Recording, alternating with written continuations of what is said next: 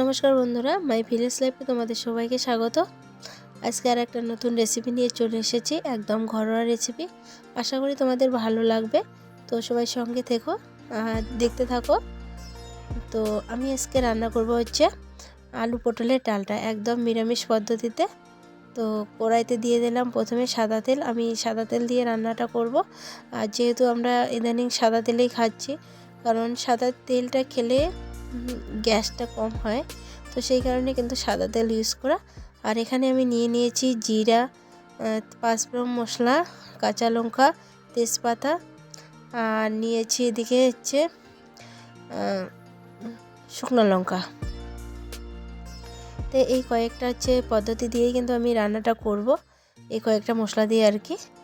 তো আশা করি তোমাদের কিন্তু ভালো লাগবে। যারা নিরামিষ এবং কম মশলা খেতে চাও তারা কিন্তু রান্নাটা ফলো করবে। একদম কম মশলায় একটা রান্না, আর খেতেও দারুণ টেস্টি হয়। তো আমি প্রথমে ভেজে নিচ্ছি হচ্ছে পটলগুলোকে ভেজে নেব ভালো করে। তো চলো পটলগুলো ভেজে নিই।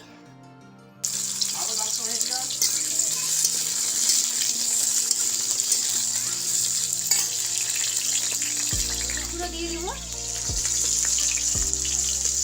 লবণ, দেবো একটু,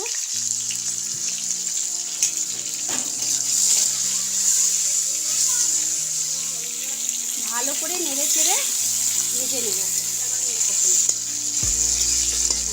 থালার সাহায্যে ঢেকে দিলাম। তো পটল ভাজিটা আমি নামিয়ে নেব এখন।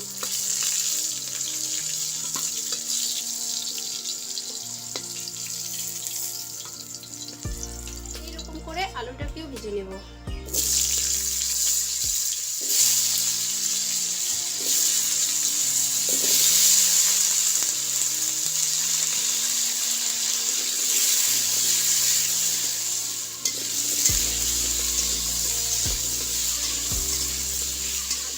সামান্য পরিমাণে জল দেবো যাতে সিদ্ধ হয়ে যায়।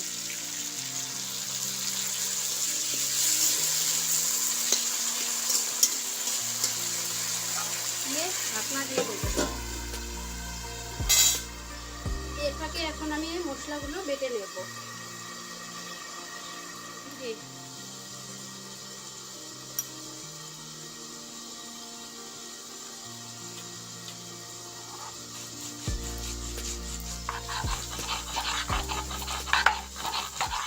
এখন এর মধ্যেই দিয়ে দেব আমি লঙ্কা, আর দিয়ে দেব সামান্য পরিমাণে আদা। দিয়ে এটাকে একসাথে সম্পূর্ণটা বেটে নেব।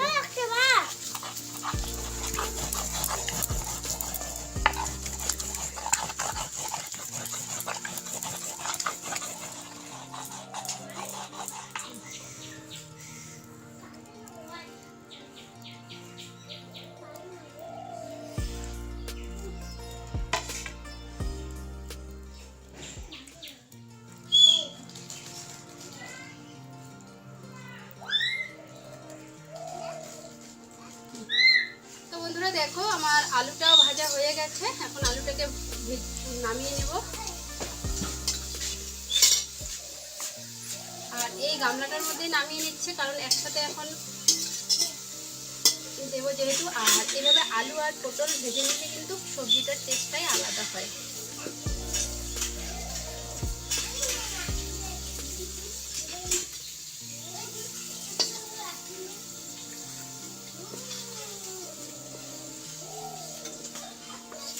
কড়াইতে আর একটু তেল দিয়ে দিচ্ছি।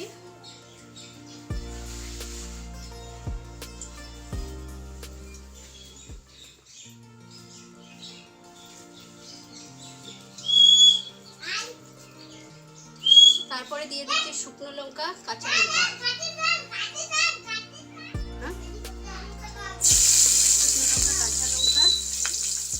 তেজপাতা, আর দিয়ে দেবো পাঁচফোড়ন মশলা।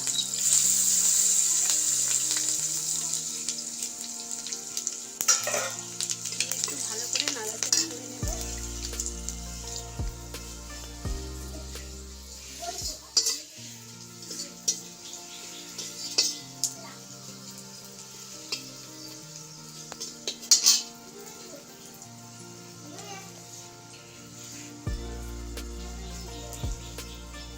এখন দিয়ে দেব বেটে রাখা মশলা।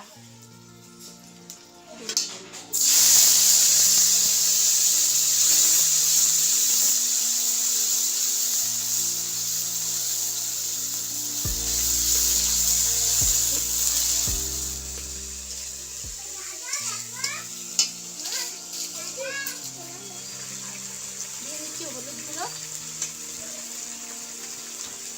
পরিমাণ মতো লবণ, আর লবণটা অল্প দেবো কারণ পটল আর আলুতে লবণ দেওয়া আছে।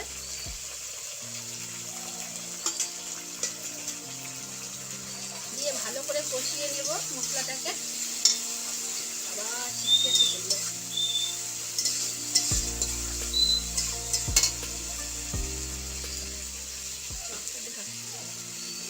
এর মধ্যে এখন পটল ভাজি আর আলু ভাজিটা দিয়ে দেব।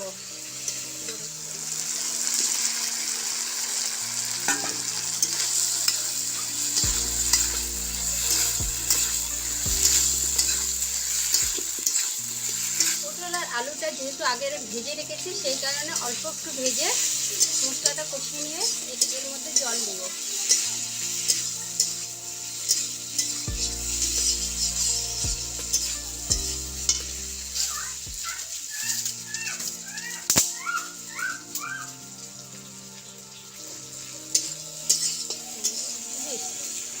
তো আমার মশলাটা কষা হয়ে গেছে, এর মধ্যে এখন আমি জলটা ঢেলে দেবো।